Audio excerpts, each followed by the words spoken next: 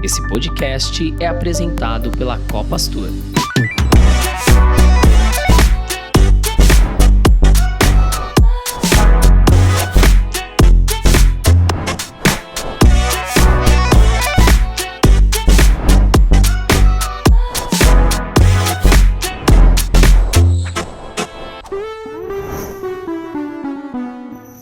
Bem-vindos ao voo do Saída de Emergência com destino ao conhecimento. Eu sou a Babi Moreira. E eu sou a Bruna Valúrcio. E juntas vamos conduzi-los no bate-papo de hoje. O propósito desse podcast é elevar a consciência por meio da construção colaborativa de conteúdo, transbordando para a sociedade nossa cultura e valores. Tripulantes, microfones em automático.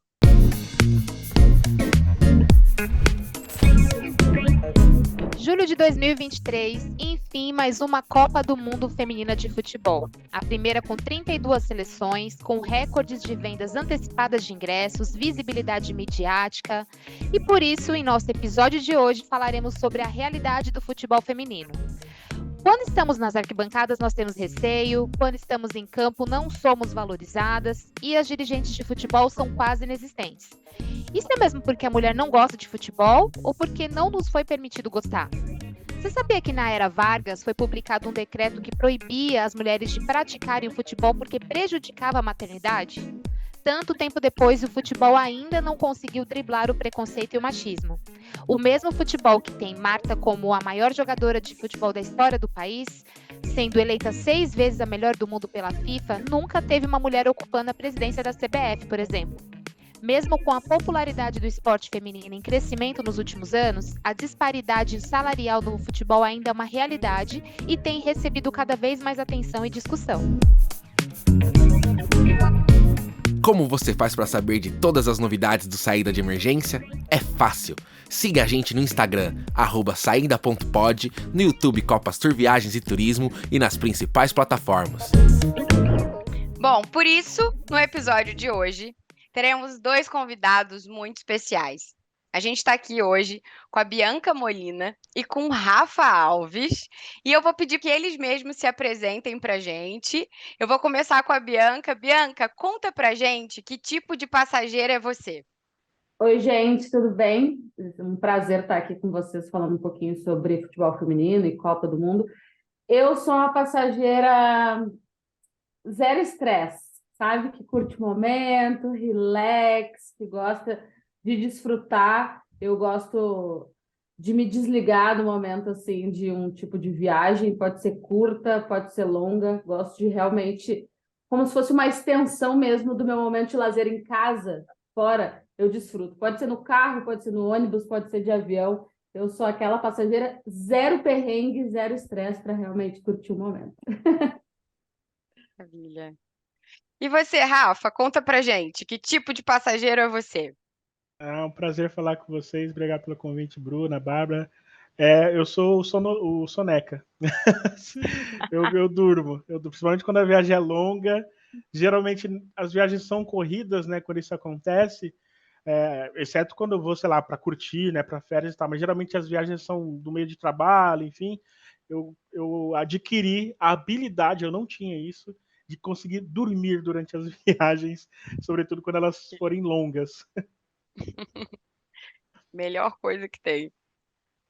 Legal, gente. Então, vamos começar aqui o nosso bate-papo de hoje, falando sobre futebol feminino, né? Aproveitando aí o gancho da Copa do Mundo que já começou, a Copa do Mundo feminina de futebol, né? E aí, vamos lá. Então, para o Rafa, a primeira pergunta. Rafa, como ou quando, né, despertou a sua curiosidade pelo futebol feminino? É engraçado essa pergunta porque é algo que sempre fez parte, né, da minha vida. O futebol fez parte da minha vida, né? O esporte, de certo modo, fez parte da minha vida. Então, sei lá, eu lembro quando eu tinha meus 13, 14 anos e sempre ficava vendo qualquer jogo que aparecia na TV, incluindo o jogado pelas mulheres. Eu não revelava meu time, mas eu sou São Paulino, né? Torço pro São Paulo. E aí, em 97, tinha um time sensacional com Cici, Ju Cabral, enfim. Isso, assim como qualquer outro time de São Paulo, seja de base, seja do basquete, seja de qualquer outro lugar, me chamou a atenção também. E me despertava curiosidade porque eu não conseguia ver aquilo. né? Por que que eu não achava na TV? Por que que eu não via nos jornais? Enfim, passou o tempo, né? A gente cresce, tem um certo discernimento, entende o porquê, né? Infelizmente. E aí por volta ali de 2009, 2010, eu meio que comecei a correr atrás assim de informações por curiosidade mesmo, né? Já tinha internet à disposição, né? Eu ia atrás por curiosidade mesmo. E aí foi quando eu descobri que realmente eu queria muito falar mais sobre isso, reportar mais sobre isso, né? Eu estava na faculdade de jornalismo quando num curso sobre cobertura jornalística, um professor, eu preciso lembrar o nome desse professor para agradecer para ele, mas ele falava assim, não, é muito legal que vocês gostem de falar sobre todos os esportes e tal, mas procura focar em um. E aí o que eu pensei? Focar em um que tivesse uma defasagem ali, né? Porque é muito fácil ir para o futebol masculino ou para qualquer outro esporte ali. E aí eu escolhi o futebol feminino, porque eu já acompanhava. Era um período de Copa, inclusive, né? 2011 era a Copa da Alemanha. E aí foi quando eu criei a página. Durante muito tempo eu trabalhei paralelamente em outras funções, né? Como repórter de times masculinos ou em outros empregos mais trabalhava com atendimento, enfim, nada a ver com jornalismo para manter. E aí passou-se o tempo, até para resumir também, de 17 para cá, eu comecei a me dedicar mais à cobertura da minha página, né, que é o Planeta Futebol Feminino. Eu sempre estudei sobre futebol feminino, sempre acompanhei, assisti, mas eu comecei a me dedicar àquilo como levar pesquisa para informação de 2017 para cá. E hoje a gente está aí, né? Hoje eu comento, hoje eu trabalho com o Planeta Futebol Feminino. Então, assim, o interesse pelo futebol feminino sempre aconteceu, né? Para mim, ele tinha o mesmo patamar do futebol. Com o passar do tempo, ele virou uma preferência e hoje, assim, é inegável que eu assista muito mais jogos de futebol feminino do que masculino. Bianca, com relação ao seu trabalho, como que foi o seu primeiro contato com o futebol feminino? E a gente quer saber como que você começou, se foi na TV, como é que foi? Conta pra gente. Bom, eu comecei trabalhando com jornalismo esportivo no rádio, na Rádio Bandeirantes, no Rio Grande do Sul. E, na verdade, a gente fala jornalismo esportivo, né, Rafa? Mas é futebol, é muito futebol. Sim. As grandes mídias, elas estão concentradas no futebol e no futebol masculino. Então, essa foi a minha primeira experiência. E durante 2 anos de Bandeirantes, eu não lembro, e eu tentei puxar na memória, de uma situação na qual a gente tenha falado, abordado o futebol feminino ali nos intervalos de 2011, 12 e 13, que foram os anos que eu estava na Band. Meu primeiro contato mesmo profissional foi só em 2016, quando eu já trabalhava no Rio de Janeiro, no Fox Sports, porque a gente teria as Olimpíadas, né? As Olimpíadas do Rio. Então, ali me despertou o meu primeiro interesse pelo futebol feminino, porque ao contrário do Rafa, eu venho do Rio Grande do Sul e eu começo a trabalhar com jornalismo esportivo no Rio Grande do Sul, e lá a gente ainda não tinha essa consciência da importância do futebol feminino, nem do desenvolvimento dele, ainda que tardio, como o estado de São Paulo tinha e ainda tem. É diferenciado, né? O contato, o interesse mesmo, a divulgação.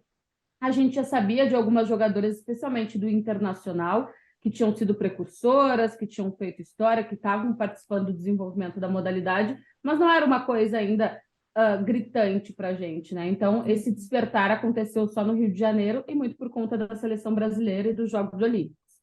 Ele aconteceu de maneira simultânea, o despertar pessoal e o profissional, né? Porque quando eu não estava trabalhando nos Jogos Olímpicos, eu estava desfrutando como uma torcedora, e aí tive a oportunidade de acompanhar a seleção brasileira tanto no estádio Newton Santos quanto no estádio do Maracanã, aquela fase ali de classificação e também a eliminação que a gente teve para a Suécia, né? Que foi bastante dolorosa, mas eu pude ver mais de 70 mil pessoas no Maracanã e estar vivendo aquilo, então virou uma chavinha bem impactante, assim, Eu tive 2 chavinhas nessa, do porquê que eu não acompanhava o basquete, porque eu me apaixonei pelo basquete nos Jogos Olímpicos, e porquê que eu não acompanhava o futebol feminino, porque eu achei também fascinante ver uma seleção brasileira ainda tão potente, né? A gente sabia das expectativas que havia, mas por que ninguém dá atenção para essas meninas aqui no futebol brasileiro, fora de grandes eventos, fora de Copa do Mundo, fora de Jogos Olímpicos?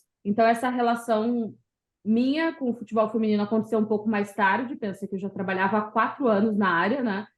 foi quando despertou, e eu já consumia futebol há pelo menos 10 anos, porque a gente entra no jornalismo esportivo muitas vezes porque gosta, né? Porque é um lazer, porque é um momento de prazer ali com a família. Então, eu brinco que eu estou fazendo eu estou pagando as minhas contas com o futebol feminino ainda, porque demorei muito tempo realmente para entrar, de fato, gostar, conhecer, pesquisar, me interessar pela modalidade. Então, agora estou desfrutando e acho que tento ajudar, não como o Rafa, porque o Rafa é um dos grandes nomes da divulgação do futebol feminino brasileiro, paulista, sul-americano, mas, assim, plantar a sementinha do futebol feminino, sabe? Eu tenho falado muito sobre isso. Acho que as pessoas da modalidade precisam abrir as portas, porque assim como eu peguei o bonde andando, acho que tem mais gente que pode chegar e somar aí nessa luta que ainda é, né? Fazer o futebol feminino ser visto, ser admirado, ser pauta, né? Do jornalismo esportivo como um todo.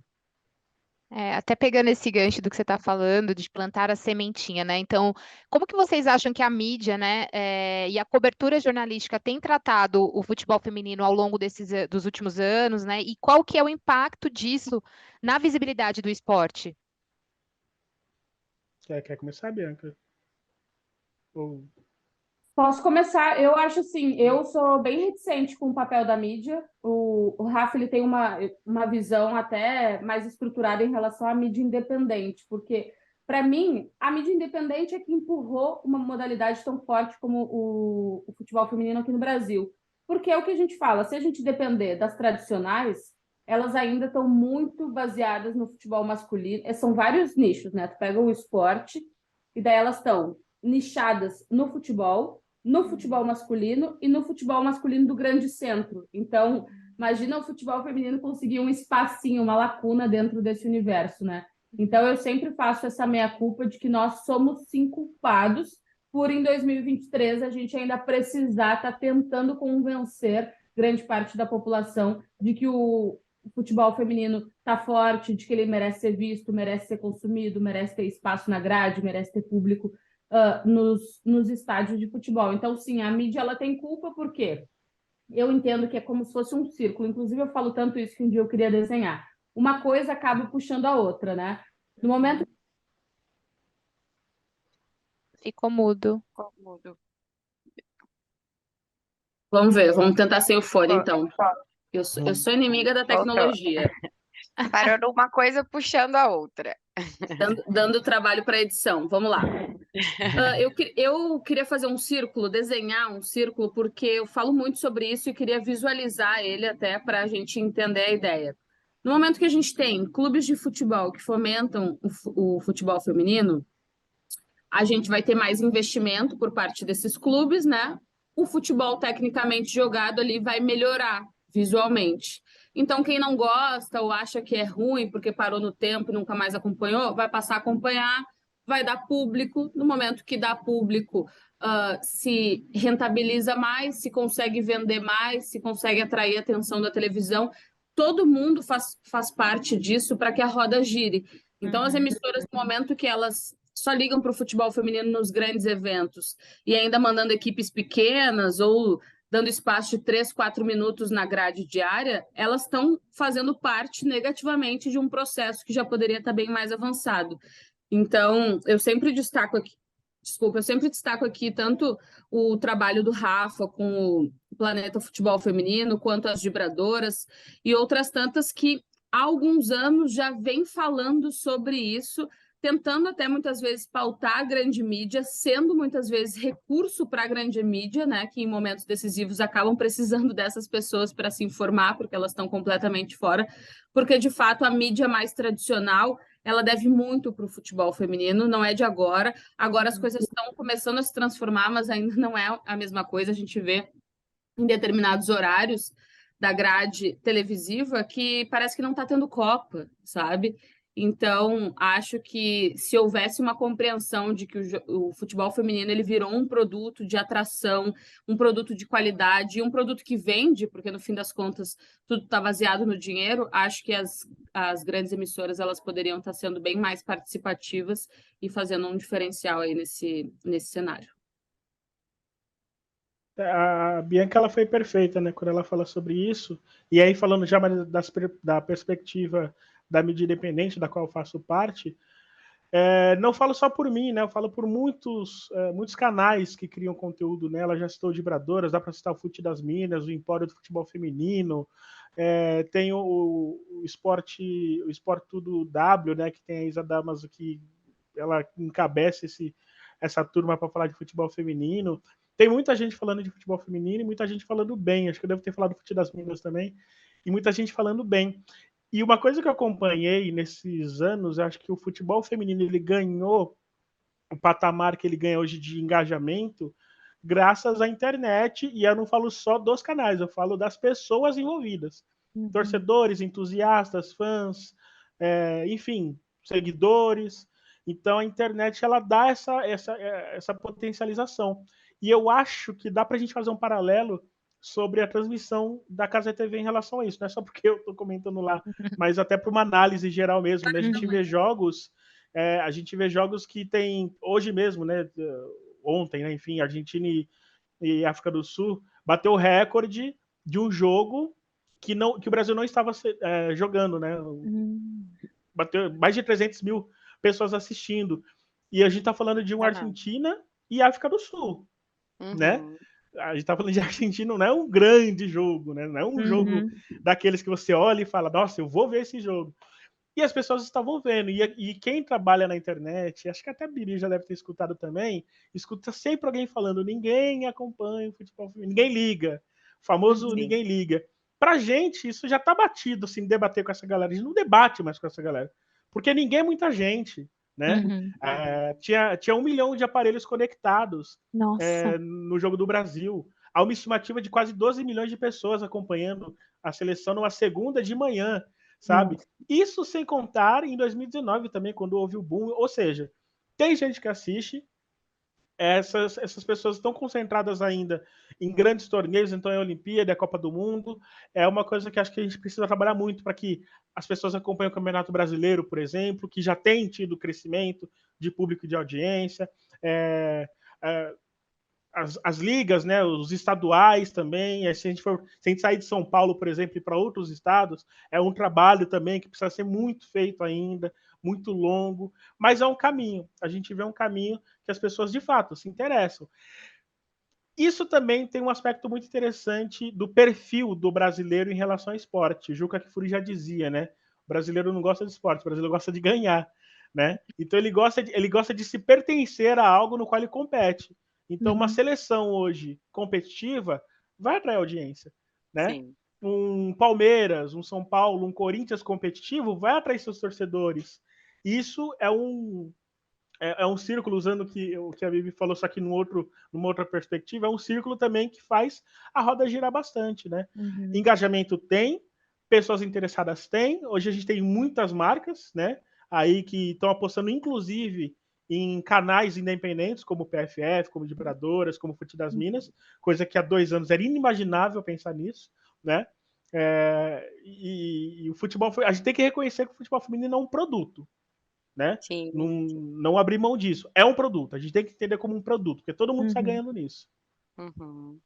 E Rafa, você tem aí uma estatística aí de qual é o perfil das pessoas que assistem aos jogos femininos?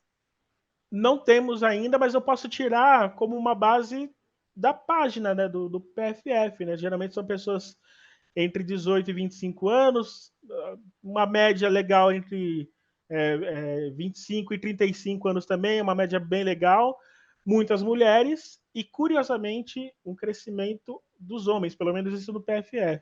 Né?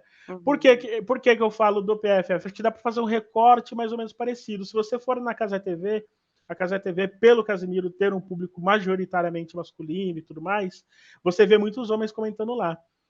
Teve até uma coisa chata no primeiro dia, né, de homens 4h30 da manhã, se preocupando às 4h30 da manhã, ficar falando besteira sobre futebol feminino, e aí ele limitou o chat, né, limitou o chat para que só membros possam ver. Então você vê o perfil hoje de pessoal que está mais engajado, é o pessoal que tá vendo o jogo e começa a falar assim, pô, esse time é legal, esse time é interessante. Já não tem aquele papo de ficar depreciando o tempo inteiro, de ficar fazendo aquela coisa, ai, como elas são inocentes. Já não tem mais isso, entendeu? Então, assim, eu não tenho um número quantitativo, eu tenho números apenas de impressão do que a gente vê quando a gente vê os jogos. Eu sempre gosto de dar aquela passadinha nos comentários para entender o que o pessoal está fazendo e tal na internet, as pessoas que passaram a me seguir, pessoas que sequer sabiam da existência de uma Copa do Mundo, que começam a me seguir. Você percebe que essa pessoa está aberta a conhecer, né? Você percebe muito que elas ficam curiosas, que elas perguntam sobre isso, sobre aquilo, perguntam sobre números, sobre como tal time joga. Então a gente está percebendo uma mudança de perfil, né? De pessoas que estão interessadas em conhecer o futebol feminino, mas não só isso, pertencer a isso, curtir uma Copa do Mundo, que é o que a gente fala, né? A gente gosta de futebol, e quem gosta de futebol feminino tem o privilégio de não esperar 4 anos para assistir uma Copa do Mundo, né? Deu 6 meses, a gente já está assistindo outra Copa, e daqui a 3 anos já vai ter uma outra Copa.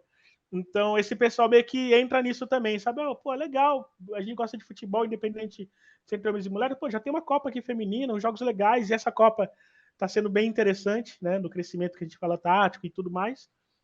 Então esse perfil ele está mais ele se permite a curtir mais o futebol, que é uma coisa que eu tenho notado bastante, é uma coisa que tem me agradado muito.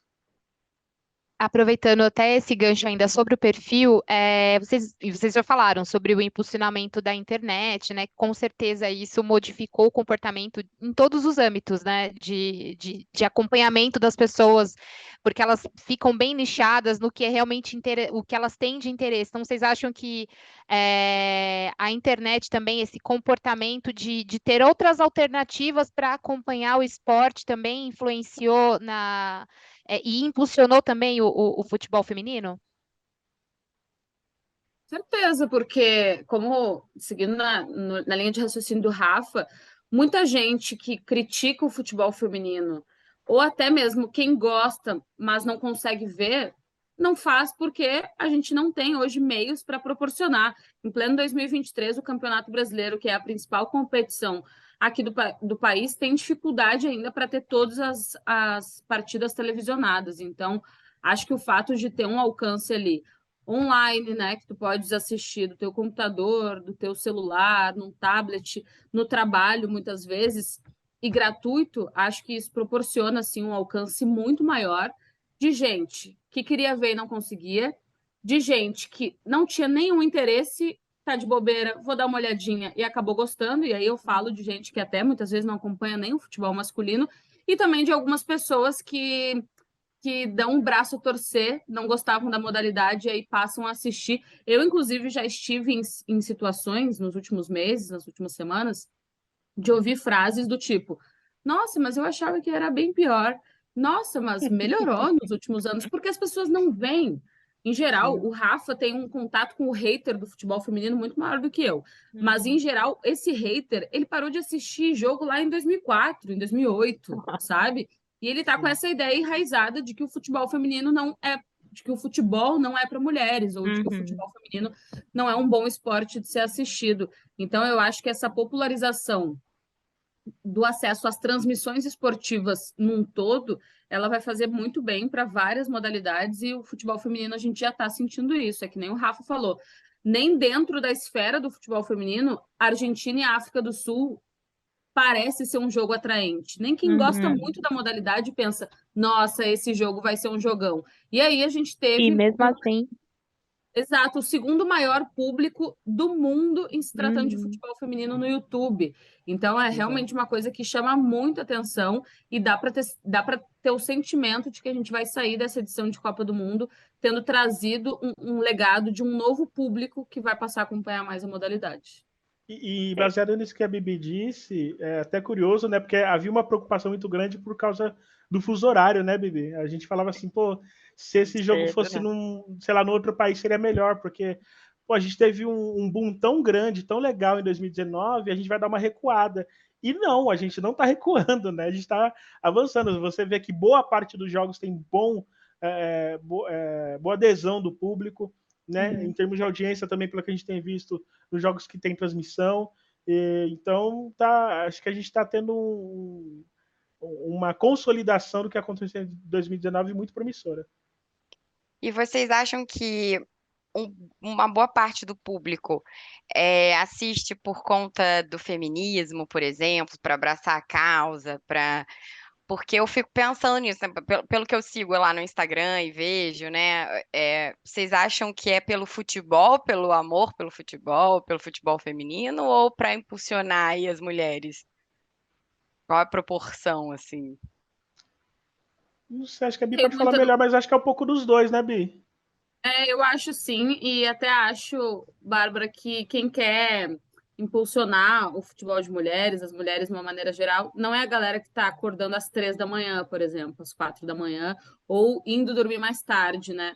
Acho sim que tem, mas tem mais até nos horários, falando sobre o fuso, que é uma questão trazida pelo Rafa, nos horários mais aceitáveis, digamos assim. Acho que está havendo uma transformação mesmo de aumentar o número de gente que gosta de futebol e está passando a acompanhar também o futebol feminino, independentemente de ser por apoiar as mulheres ou não, mas sim por gostar do esporte em si. Mas sim, tem muita mulher que aproveita esse momento para, tipo, putz, eu não entendo nada de futebol, eu não gosto de futebol, eu nem sei quem são as seleções, mas, pô, são mulheres e eu tô vendo que no Brasil elas passam sufoco, elas têm dificuldade de se estabelecer e tal, então eu vou apoiar. Eu vejo isso dentro da minha casa. Minha mãe não gosta de futebol.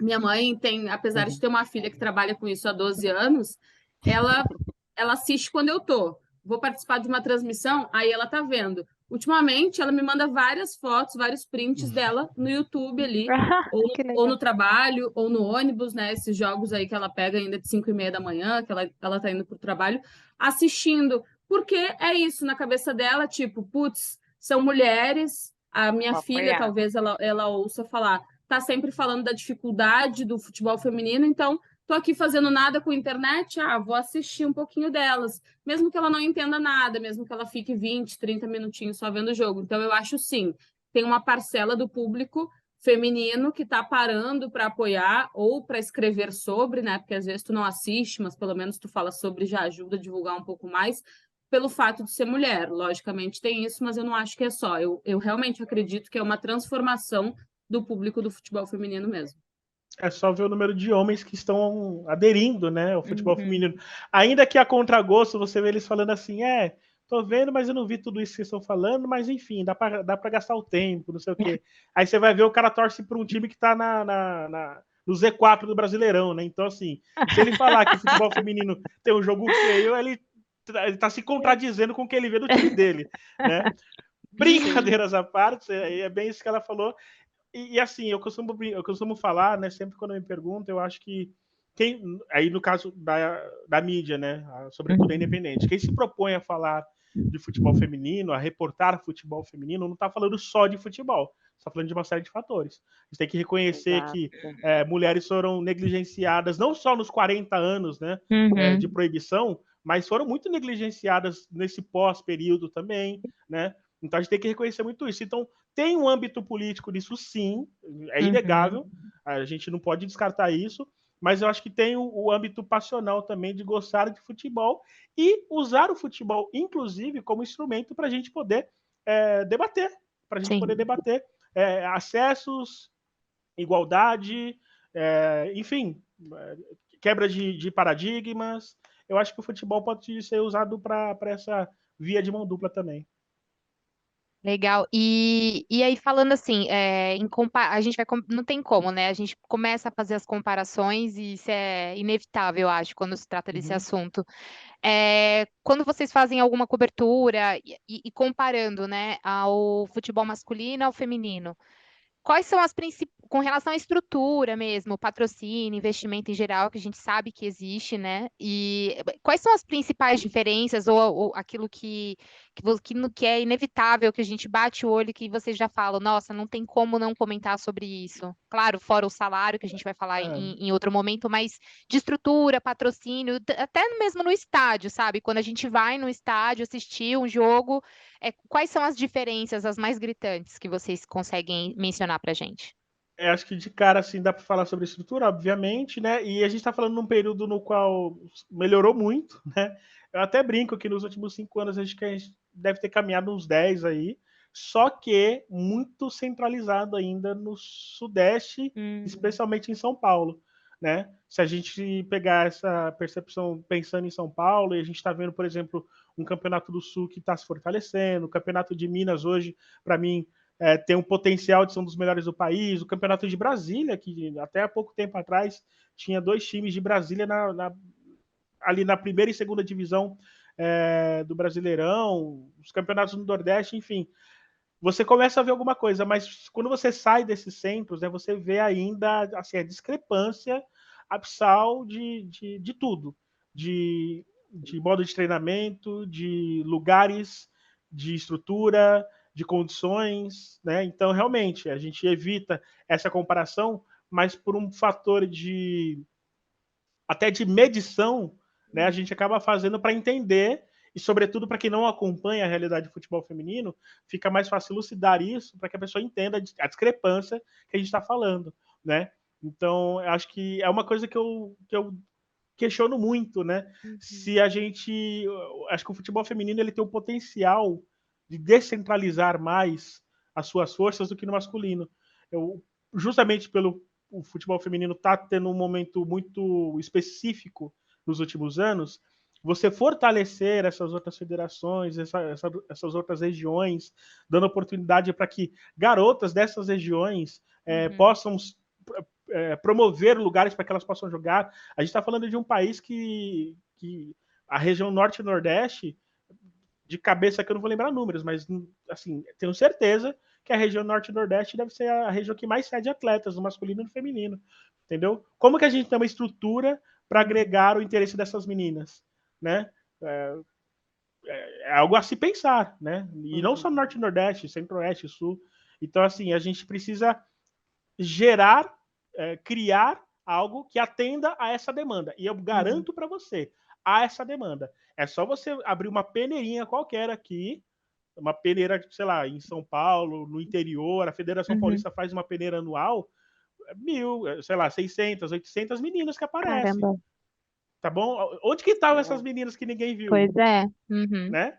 E eu estou fazendo um recorte aqui bem regionalizado. Se a gente pensar além, se a gente pensar no algo que possa acontecer no Nordeste, quantas meninas não vão aparecer? Ainda mais agora, tendo de fato referência, que a gente está falando de uma geração que está começando a ter referências mulheres, agora. né? Está começando a olhar para a TV e ver a Marta, ver a Tamires, está olhando para a TV e se vê lá. Antes elas não tinham isso, elas tinham referência em homens. Hoje não, imagina agora, Copa, a referência que mudou, o perfil dessas meninas tem essas referências. Imagine o tanto de garota que, se tivesse uma oportunidade, não estaria praticando o futebol ou qualquer outro esporte, né? Então é algo que a gente tem que questionar muito o tempo inteiro. Sim. Bianca, quer falar alguma coisa sobre essas diferenças? Eu acho que a maior diferença ela tá fora o salário, né? Que a gente vai chegar nesse ponto, fora investimento mesmo, dinheiro no bolso e nos cofres do futebol feminino, fora isso, eu acho que é a estrutura mesmo, que ela é muito gritante. Eu até entendo os clubes de fora do eixo, assim, terem uma estrutura mais simples para o futebol feminino. Mas hoje em dia a gente vê grandes clubes que ainda não valorizam a modalidade como poderiam. O Palmeiras aqui, é verdade, só tem 4 anos que reativou a modalidade, mas ano passado já foi campeão da Libertadores da América. Numa Libertadores da América que foi a que mais pagou na história da competição. E as meninas continuam treinando lá em Vinhedo, fora da cidade de São Paulo, longe da estrutura principal da academia de futebol do clube, sabe? E não tem o time de base, né, Bibi? Não, esse é um ponto gritante também, absurdo. O Palmeiras não entendeu ainda que, mais do que ter o time principal de futebol feminino, precisa ajudar a formar novas atletas. O que é isso? Ter uma categoria de base estabelecida. O clube não tem ainda, ou seja, pega pronta, né, de outros clubes, e por enquanto só tem feito isso. E eu até entendo fazer isso num começo de projeto, mas o projeto já não está mais no começo. E não é por falta de dinheiro, a gente sabe que o Palmeiras é um dos clubes mais estruturados em termos de clubes do país. Então, a estrutura me salta muito aos olhos. O Flamengo, que talvez seja a maior força, imagino que seja a maior força do futebol brasileiro, talvez até sul-americano, até poucos dias atrás precisava fazer uma parceria com a Marinha do Brasil, porque nem camisas para as jogadoras eles cediam, sabe? É uma coisa absurda. Então, a estrutura ela é realmente muito discrepante e ela esbarra em várias outras coisas, né? Estádios ruins que as meninas acabam jogando, até mesmo em situações decisivas de competições, horários péssimos, né? Porque tem estádios que não tem refletor, daí não pode fazer jogo à noite, tem que fazer jogo no meio da tarde de um dia de semana, aí não fica nem um pouco convidativo para o torcedor comparecer. Então, a estrutura, ela acaba impactando no todo, e a estrutura, para mim, ainda é a maior diferença entre o feminino e o masculino. E só um parênteses nessa questão da base, acho que os clubes precisam entender que a base é um investimento também pro clube, né? Porque se a gente está falando de profissionalismo, a gente está falando de atletas que vão ser formadas, vão ser vendidas, atletas que vão para o exterior ou para qualquer outro time. E esse clube ele retém ali uma porcentagem, né, por ser o clube criador. Então, acho que os clubes, os times femininos apostarem na base também é apostar em mais um meio desse clube se manter, né? Acho que fica claro aí, assim, é inconcebível a gente chegar e falar assim, a gente começou a pensar em base de 2016 para cá. Aí quando a seleção principal perde para o sub-15, o pessoal fica tirando sarro, só que ninguém pensou que um menino com 8, 9 anos que começa a praticar o futebol em alto rendimento, de uma maneira lúcida ainda, mas quando ele chega com 10, 11 anos, ele já tem um laço físico completamente diferente, né? Não é surpresa nenhum que eles ganhem de atletas que não têm essa formação. Começou a ter essa informação de 5 anos para trás. A gente teve uma defasagem geracional absurda, né? Com os motivos que a gente já falou agora, né? Os 40 anos de não permissão da prática, a negligência que foi feita. Então, assim, perdeu para um time sub-15. Beleza, isso para o meme deles é ótimo. Mas o contexto é esse. A gente está falando de meninos que com 15 anos já tem um lastro absurdo que eles desenvolveram desde os 8, 9 anos. As mulheres não. A gente está falando de base agora do sub-16. Dá para contar nos dedos times que tem sub-13. Então você imagina a diferença que a gente está falando aí também. Rafa, e para complementar, esses tempos ouvi a Bia Zanerato falando sobre isso, a questão da base, ainda na comparação do masculino com o feminino, o masculino ele sobe para o profissional já com 200 jogos no currículo de categorias de base. As meninas sobem com 20. Então, isso quando não pula etapa, né?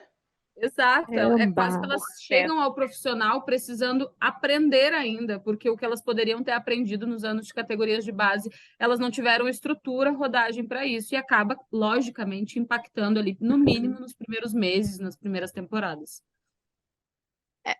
E a próxima pergunta talvez seja a causa disso, né?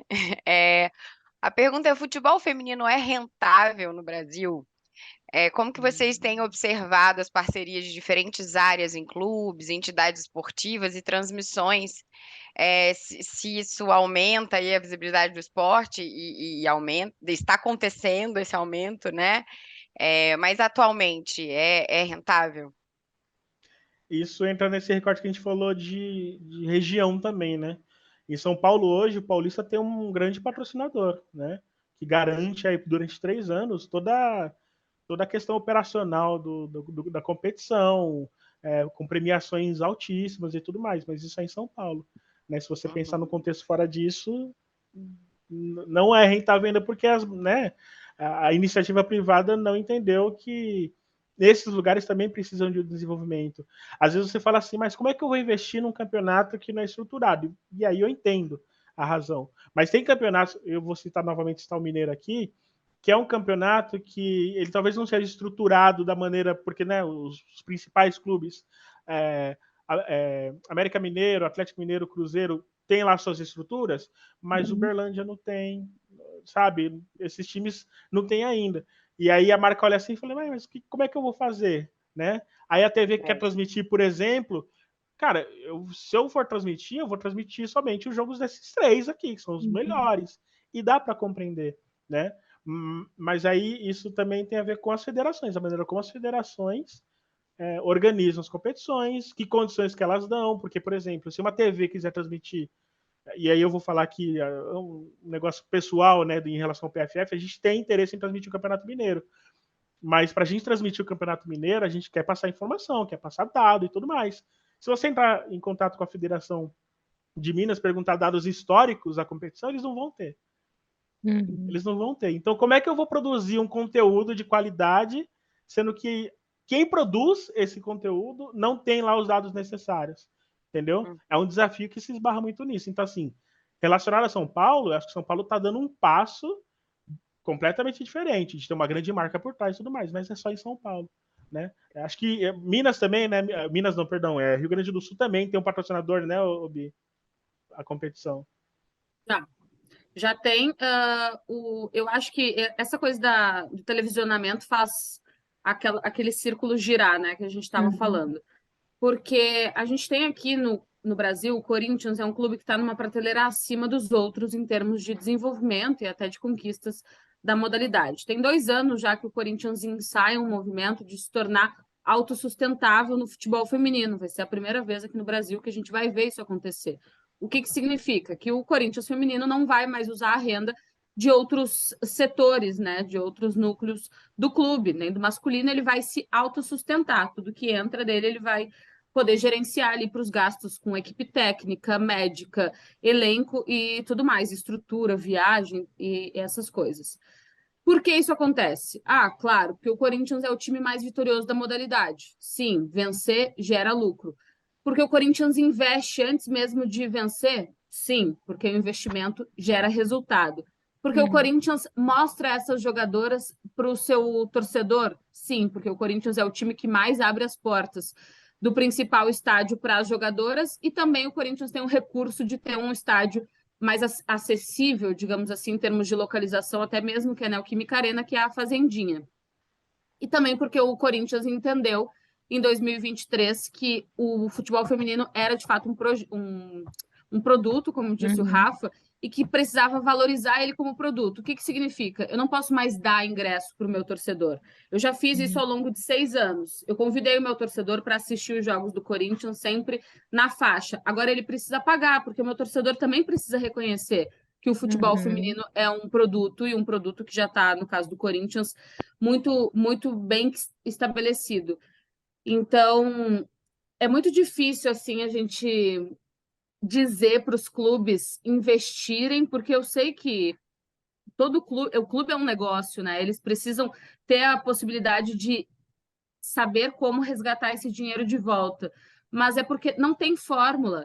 É investir num time bom, é botar esse time para jogar na frente da torcida, e aí tu vai chamar cada vez mais patrocinadores, e primeiro os patrocinadores vão chegar fazendo uma parceria com o masculino, outros patrocinadores vão chegar independentemente do masculino, porque o masculino é mais caro mesmo, então às vezes o caminho seja chegar no feminino.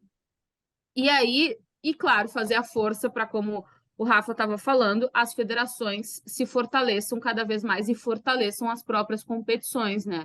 E aí tem toda uma estrutura envolvida, que é a qualidade dos estádios, horários dos jogos, calendário, né? Em que momento as competições vão acontecer, quais delas vão ser transmitidas, por onde vão ser transmitidas, a troca de informações que para a imprensa faz muita diferença, né? Porque a gente cansa de ver jogos aí que não se tem acesso a nada, nenhum tipo de informação.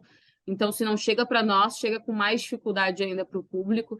Então, é uma corrente, assim, acho que até me perdi na resposta, mas, enfim, é um círculo... Primeiro investe, né? Depois rentabiliza.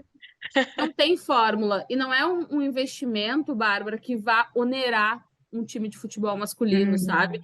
Que vá, nossa, isso atrapalhou o meu planejamento orçamentário da temporada. A gente sabe que não. A gente sabe que em geral, no masculino, o salário mais baixo, e assim, ó, tô sendo bem conservadora, o salário mais baixo é de 120, 150 mil. No feminino, tem várias meninas que ganham 10 mil. Então, é muita diferença, entendeu? Então, não dá para dizer que isso vá super onerar, que tu conseguir hotéis... A gente já teve uma história recente, né, o Rafa, do Santos. O Santos ficou sem hotel, teve um problema, as meninas todas tiveram que ficar no saguão do hotel. Não acredito que os clubes não consigam proporcionar esse Pagar tipo um de hotel. estrutura e que o mínimo de noção que tu tenhas, tu sabe que não vai ser isso que vai afundar um clube financeiramente, mas pode ser isso que faça um clube vencer um time vencer um clássico, se classificar para uma semifinal de Campeonato Brasileiro, ganhar uma Libertadores da América. Então não tem segredo, é um investimento com seriedade. O Palmeiras começou a fazer um investimento, falta fechar o circulinho ali da seriedade, porque foi lá, fez boas contratações, montou um time, venceu, conquistou Libertadores da América, já subiu ali na prateleirinha do futebol feminino brasileiro, mas precisa de mais, precisa começar a pensar em formar jogadoras, até para vender jogadoras, criar uma categoria de base e tudo mais. Então, não é um investimento por si só, é um dinheiro com consciência do que aquele dinheiro pode te trazer a médio e longo prazo. E ainda sobre essa questão de investimento, patrocínios, como que é feito? Ele é voltado mais para o time como um todo, né? Ou para as jogadoras individualmente? Como que é trabalhado nesse universo de futebol feminino? Os dois, né? Então, assim, o time ele tem lá as marcas, as masters, né? As que estampam a camisa, as que, enfim, ficam estampadas no braço, na bermuda, e atletas têm acordos comerciais. É bem verdade, né, que a gente está falando de uma minoria, né? A gente está falando das principais atletas, as que jogam na seleção, as que jogam eventualmente no Corinthians, no São Paulo, no Flamengo da vida, que elas vão assinar lá com uma marca, fazem o processo, assinam com as fornecedoras de uniforme, né? Que disputam ali para saber quem tem mais atletas, sobretudo as de alto nível, mas é algo muito, em relação às atletas, algo pouco ainda. Isso é muito centralizado nas atletas de ponta, né? As atletas estão na seleção. No mais, né, o que as empresas vão lá, que é a camisa. Hoje, por exemplo, hoje Corinthians, acho que São Paulo, Ferroviária, acho que é um bom caso disso, né? Ferroviária tem patrocínios próprios pro feminino, né? Patrocínios de camisa que você não vê no masculino, mas você vê no feminino. O Corinthians, às vezes ou outra, você vê isso. O São Paulo também. O Palmeiras não precisa, né? Porque né, a estrutura toda pegou o Palmeiras. O Santos tem bastante isso também. Então é muito comum você começar, principalmente os times que estão na Série A1, sobretudo os times do Sul, Sudeste, terem aí seus patrocínios suas camisas valorizadas, né, para marcas poderem estampar ali numa camisa, numa manga, numa bermuda, fora naquelas, como que chama? Aquelas faixas que ficam na lateral do gramado também, né?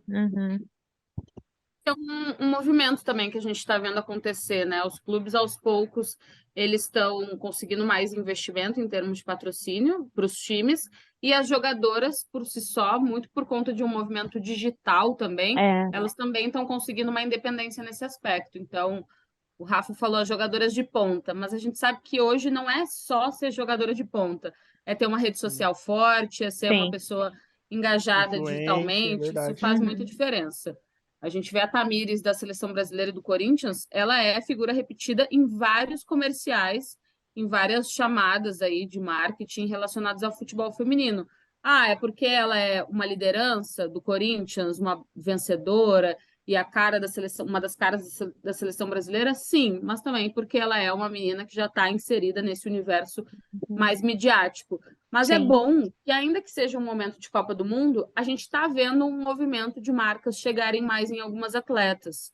Então, é pouco, é verdade. Eu estava comentando esses dias, na Copa do Catar, um mês antes da Copa, tu ligava qualquer canal de televisão e todos os comerciais, podia ser um comercial de um celular, um comercial de uma garrafa d'água, todos tinham uma relação com o futebol masculino, fazendo uso da imagem dos meninos. No feminino, foi mais difícil. Eu vi a Rexona, que está com a Tamires, e eu não lembro de uma outra, assim, na TV aberta. Assim, posso até estar enganada, mas eu não lembro porque justamente não é num grande número a ponto de chamar a atenção. Há um movimento diferente, como o Rafa falou, várias atletas já têm a própria marca esportiva, né? A Puma é uma marca que abraça bastante as jogadoras do futebol feminino, a Nike já tem algumas atletas, a Adidas tem outras, mas é isso, ainda são algumas poucas jogadoras que estão nesse patamar. No futebol masculino tem cara que... Até treinador, né? Vale lembrar que até o Tite foi garoto propaganda em algum momento. Até que tem até que cuidar, mas é isso. No futebol masculino é muito mais fácil ainda, sabe?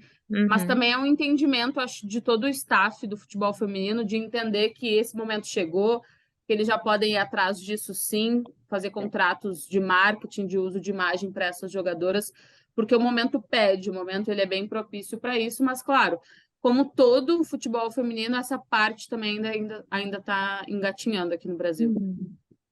Sim, a gente ficou brincando na hora de fazer a pauta. O mundo mudou. Graças a Deus, o mundo mudou, né?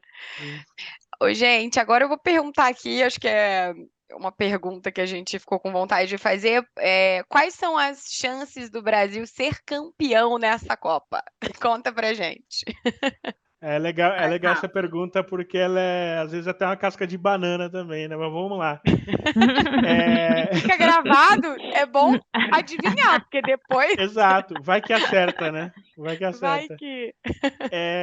Eu acho que a Copa, ela tem um fator muito, muito específico, né? Então, teve recentemente o caso da Argentina, que não era esperado que a Argentina fosse campeã. Eu esperava que fosse longe, e ela foi campeã. E isso está começando a acontecer também, está começando a respingar no futebol feminino, né? Via de regra, Estados Unidos estava ali na ponta. Era Estados Unidos, era Estados Unidos, era Estados Unidos. Só que nessa Copa, eu estou vendo uma coisa muito legal de seleções favoritas que não estão em momentos bons, seja por lesão de atletas e tudo mais. Seleções que, pelo menos até ontem, antes da derrota contra a Nigéria, a Austrália era uma delas, eu estava colocando esse patamar de crescimento e tal, mas aí me perde para a Nigéria em casa. Mas Japão, enfim. E o Brasil está nesse contexto. O Brasil é uma seleção que está num momento bom, com atletas individualmente bem fisicamente, né? No seu melhor em suas equipes ao redor do mundo, sobretudo as atletas que estão fora, que estão no exterior, né? A Geise, agora há pouco, foi campeã da Champions, né? E embora ela fosse a atleta titular, ela entrou algumas vezes e participou muito, com gols, com passes e tudo mais. Ari, Caroline, o crescimento da Bruninha na lateral. Então, acho que isso, juntando tudo isso, faz com que o Brasil tenha a chance de ir longe. O meu teto até então para a seleção brasileira era as quartas de final. Por quê? Dependendo do cruzamento, você pode ter uma Alemanha nas oitavas, né? Perder para uma Alemanha é normal. É normal, tá? Não é uma coisa assim, que tragédia. Cara, perder para a Alemanha é algo que pode, assim, perfeitamente possível de acontecer. Mas se você passa de uma Alemanha e chega numas quartas, o que passar dali para mim já pode dar, pode apertar a mão para a Pia Sundhage e falar, valeu. E aí entra isso que eu falei agora, né, da Copa ser algo específico. Você passa de uma Alemanha, e aí se você chega numas quartas e passa nas quartas, você já está entre as quatro. E aí, cara, se estando entre as quatro, aí você vai jogar para valer. Então, assim, eu hoje acho que o Brasil pode chegar além. Acho que o Brasil pode chegar entre as quatro melhores, tá? Para ser campeão, acho cedo ainda, né?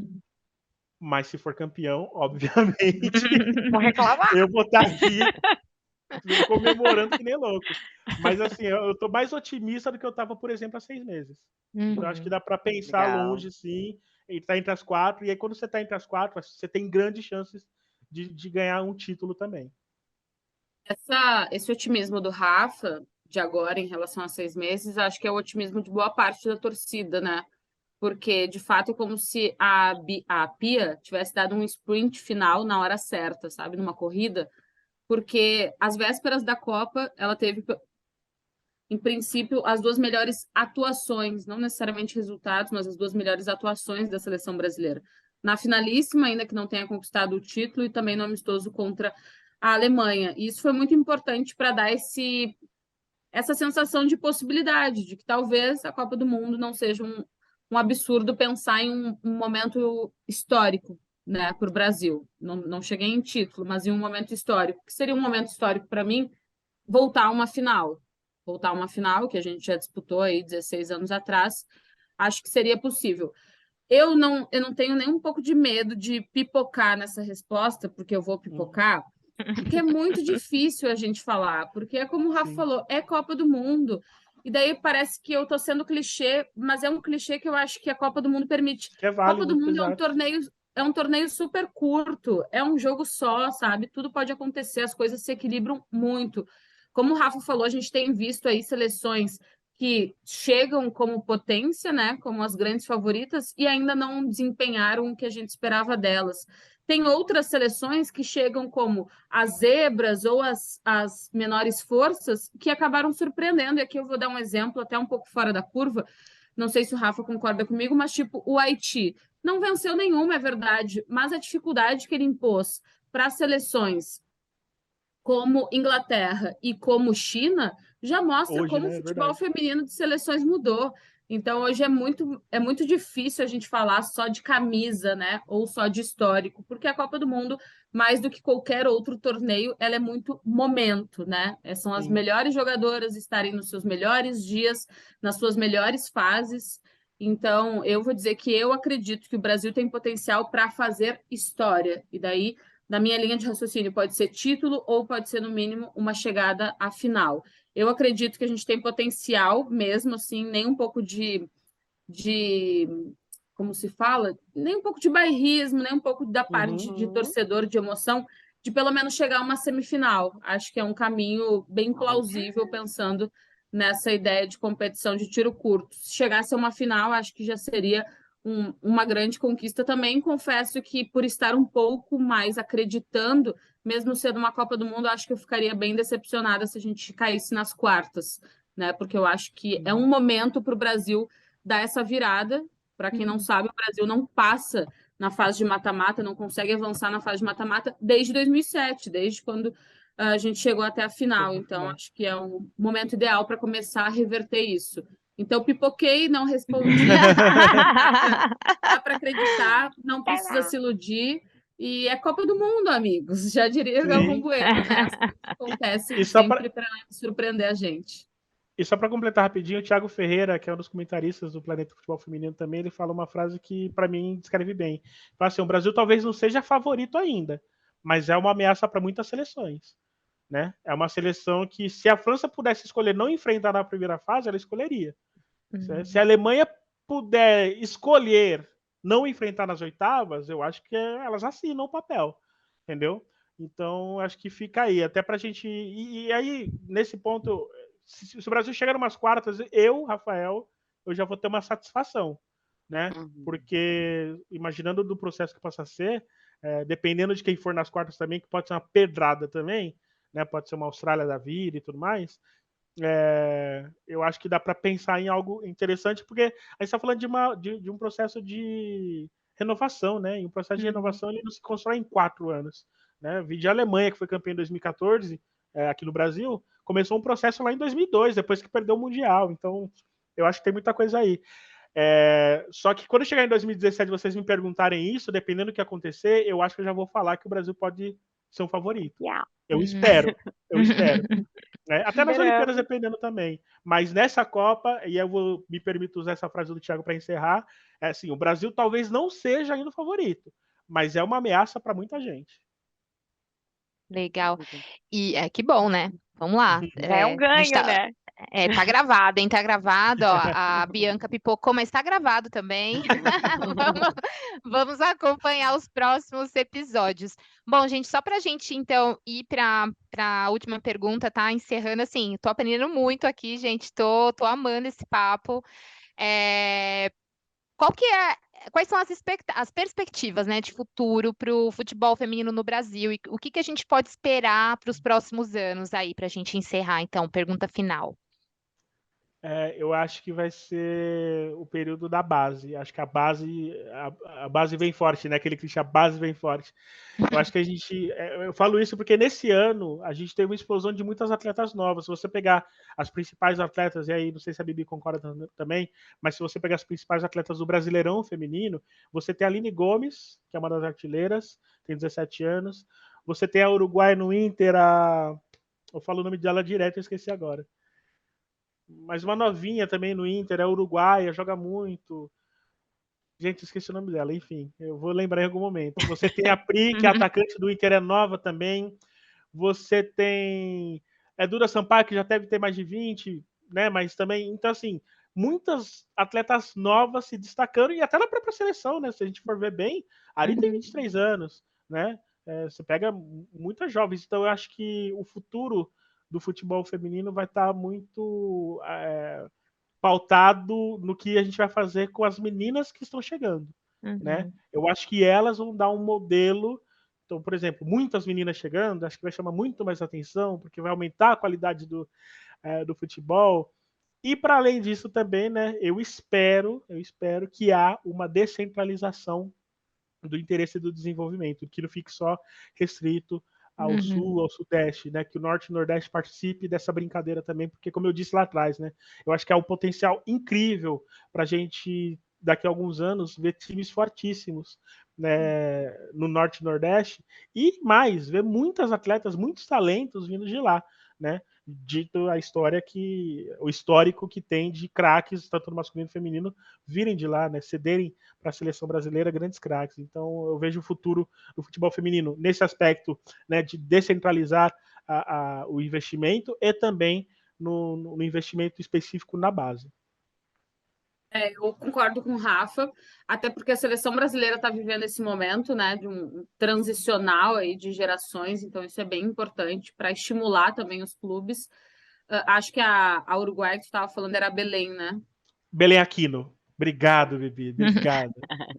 E já que o Rafa trouxe uma uruguaia como exemplo, na Copa do Mundo a gente está vendo também a Linda Caicedo, né? Ela tem só 18 anos, então também a Copa das Jovens também, né? 8, gente. Exatamente. É um movimento bem importante para a gente ver que grandes nomes estão encerrando um ciclo, né?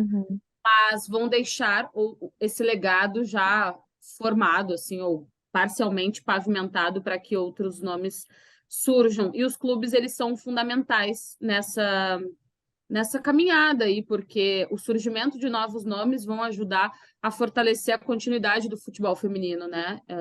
Acho que essa é a primeira vez que eu falo de futebol feminino e a gente ainda não citou o nome da Marta. Eu vou falar rapidinho, porque eu tenho uma preocupação em relação à aposentadoria da Marta, o quanto ela pode respingar, porque em pleno 2023, mesmo com o avançar da idade da Marta, a gente ainda vê boa parte da população brasileira associando o futebol feminino a ela. Então, eu não sei se essa parte da população está preparada para seguir olhando o futebol feminino, falando, perguntando, querendo saber do futebol feminino, sem a referência da Marta. Que já está acontecendo, né? O futebol feminino já está acontecendo. Exato. Acho bom que a gente não tenha uma jogadora que seja uma substituta imediata, porque ela não vai receber esse fardo nas costas, mas a gente sabe também que o brasileiro, ele procura ídolos, né? Ele procura grandes craques para fazer essa associação, assim. Então, eu tenho bastante preocupação em como isso vai acontecer, mas me enche os olhos ver, nesse momento de Copa do Mundo, que tem várias outras jogadoras que podem ser, não só pelo futebol que apresentam, mas pelo tanto que elas se posicionam, sabe? Podem ser as figuras de elo para fazer essa transformação com as próximas gerações. Eu vejo o desenvolvimento com bons olhos, e eu como jornalista, e vejo também a imprensa andando de mãos dadas com os próximos passos do desenvolvimento do futebol feminino. Muito porque a gente está vivendo uma nova realidade de uma FIFA fazer parceria com um canal de YouTube, vou diminuir, a Cazé TV é um canal de YouTube, mas a gente já sabe que é uma estrutura enorme. Quando a gente ia imaginar isso? Quando a gente ia imaginar uma Copa do Mundo não estar passando 100% numa TV aberta, estar passando 100% no YouTube, de graça, com imagens para todo o Brasil, com uma transmissão super leve. Então, eu acho que essa transformação midiática, ela pode fazer muito bem também para o futebol feminino, e é assim que eu enxergo os próximos anos.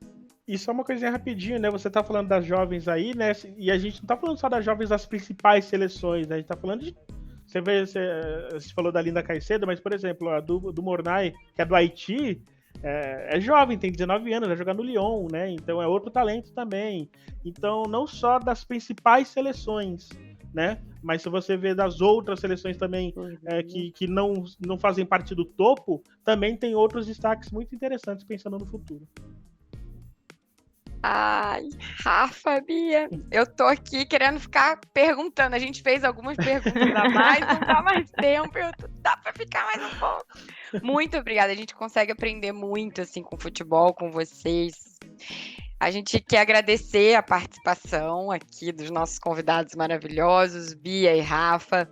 Foi um prazer conversar com vocês. Nós aprendemos muito. Muito obrigada mesmo pela participação. E vocês curtiram esse voo? Compartilha com seus amigos e voe junto com a gente. Nós chegamos ao final do nosso voo. Não saia da janela e aguardem os próximos episódios.